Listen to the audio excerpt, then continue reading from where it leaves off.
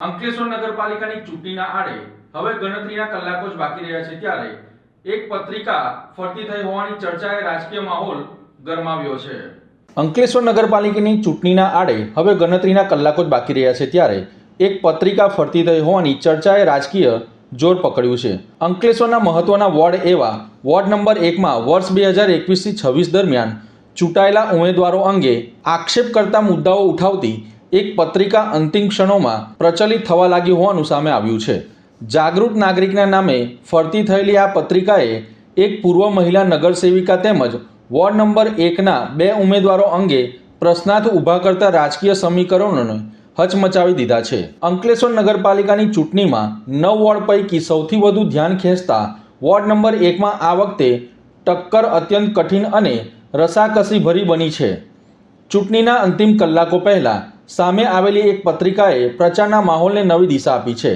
સ્થાનિક સ્વરાજની ચૂંટણીના તમામ વોર્ડના ઉમેદવારો તનતોડ મહેનત કરતા જોવા મળી રહ્યા છે ત્યારે ખાસ કરીને વોર્ડ નંબર 1માં પૂર્વમાં ચૂંટાયેલા પ્રતિનિધિઓ સામે મતદારોના અસંતોષની લાગણી હોવાના સંકેતો મળી રહ્યા છે। આ પરિસ્થિતિને ધ્યાનમાં રાખી પ્રચાર અભિયાન દરમિયાન પ્રદેશના પ્રભાવશાળી નેતાઓએ પણ ઉપસ્થિતિ નોંધાવી હોવાનું ચર્ચાઈ રહ્યું છે, જ્યાં મતદારો તરફથી વિવિધ રજૂઆતો અંગે ચર્ચા થતી હોવાના અહેવાલો પણ સામે આવ્યા છે। આવી રાજકીય ગરમાહટ વચ્ચે અંતિમ તબક્કામાં લોકો સુધી પહોંચી રહેલી પત્રિકામાં કેટલાક મુદ્દાઓ ઉઠાવવામાં આવ્યા છે, જેમાં પૂર્વ ચૂંટાયેલા પ્રતિનિધિઓની કાર્યશૈલી અંગે પ્રશ્નો પૂછાયા છે તેમજ કેટલાક ઉમેદવારોની સક્રિયતા અંગે પણ સવાલો ઊભા કરવામાં આવ્યા છે। પત્રિકામાં પક્ષના પ્રતીક અને નેતૃત્વના આધાર પર મત માંગવાના આક્ષેપોનો પણ ઉલ્લેખ કરવામાં આવ્યો છે।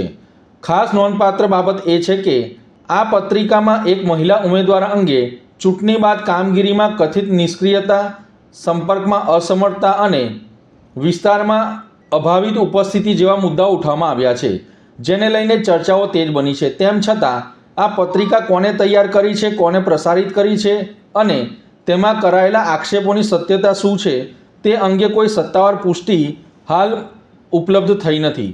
આ કારણે તેને માત્ર ચર્ચા અને રાજકીય પ્રતિક્રિયાના પરિપ્રેક્ષ્યમાં જોવાની જરૂરિયાત જણાઈ રહી છે। હાલમાં જાગૃત મતદારના નામે ફરતી આ પત્રિકા વાસ્તવમાં જન આક્રોશનું પ્રતિબિંબ છે કે પછી કોઈ રાજકીય વ્યૂહરચનાનો ભાગ છે તે અંગે મત વિસ્તારમાં વિવિધ મત પ્રતિભા વ્યક્ત થઈ રહ્યા છે, જેને કારણે ચૂંટણી પૂર્વેનો માહોલ વધુ રસપ્રદ બન્યો છે અને વોર્ડ નંબરની ચૂંટણી આવનારા સમયમાં કેટલી રસપ્રદ બનશે તે પણ જોવું રહ્યું।